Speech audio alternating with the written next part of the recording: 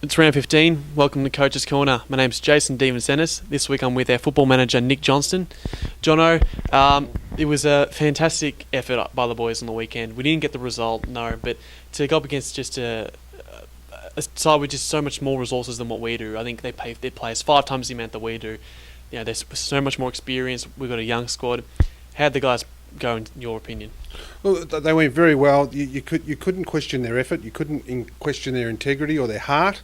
They really had a go. But, you know, Germo coached them last year, so we knew what we were up against and we knew what we were looking for, and it panned out that way. So, but, you know, just a couple of little things, those little lapses of concentration, just the one small 1%ers. We need to be right on the button every week with those, as opposed to just letting a few slip. You know, they got a few lucky goals in the end, but we allowed them to do that too by the same token. So, good game overall. Yeah, and I don't want to take too much away from the players, but do you think it was maybe a case of Williamstown maybe thinking a little too far ahead to their game with the Foxtel Cup final?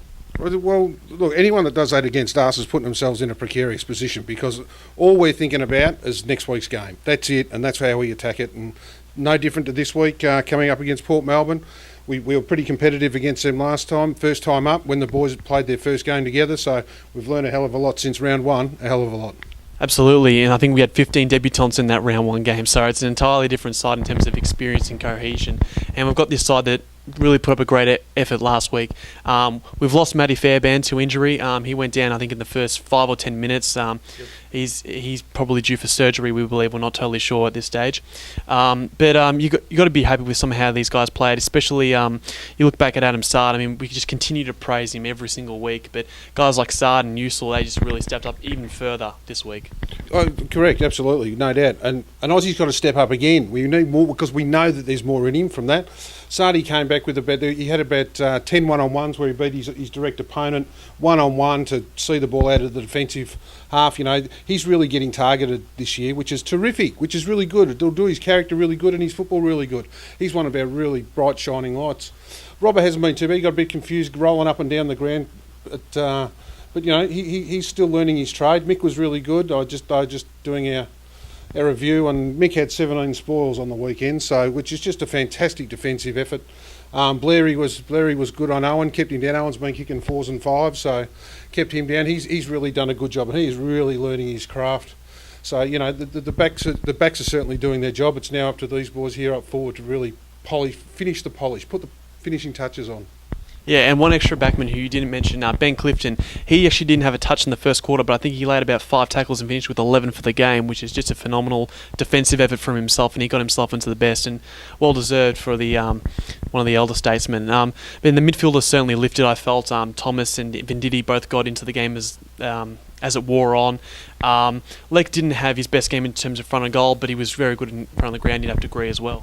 Yeah, but we've got to deliver the ball better coming through the midfield too. We've actually got to put it to his advantage to make it easier for him, because he's always the forward that gets targeted by the opposition. He's always the one that had the 2-on-1s up against him. So, and he's just getting better and better with his talk. He's learning how to lose them and things like that. Zach was really good. Zach kicked 3 goals, so that's his best return for the year, which is fantastic to see from a kid coming from Division 2 Northern Saints. He's nowhere near fit enough to where he should be, but he knows that. But geez, he was really inspiring on the weekend. It was just great to see. Errol did a pretty good job on Davies. He ran up and down and kicked a couple of kicked goal too. Denny needs to give us more leadership on the field.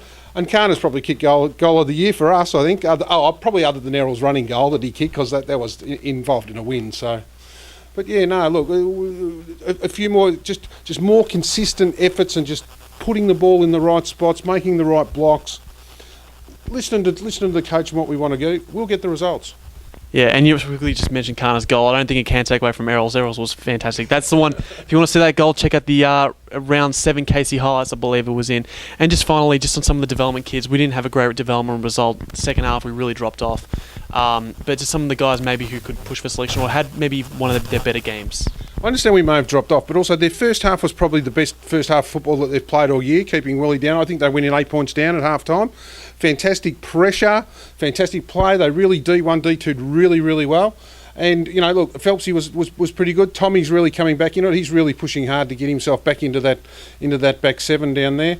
And Hilly's coming back from his jaw. He's really presenting, and he kicked a few goals too. And young Brandon Thomas, as you said, he probably played his best game for the club ever. So these are the really good things that we've got to see out of these guys. And young O'Brien, gee, powerhouse. What a great footballer he is. He's tall and solid, and he got a lot of hit outs. He did really, really well against Meese on the weekend, and we're rapt to have him again. Yeah, well, we're looking forward to having him. He's a big 200cm ruckman from the Calder Cannons Footy Factory. Another Calder kid like Christensen who's just come in and just already blended in seamlessly. Thanks for your attention, and that was Coach's Corner.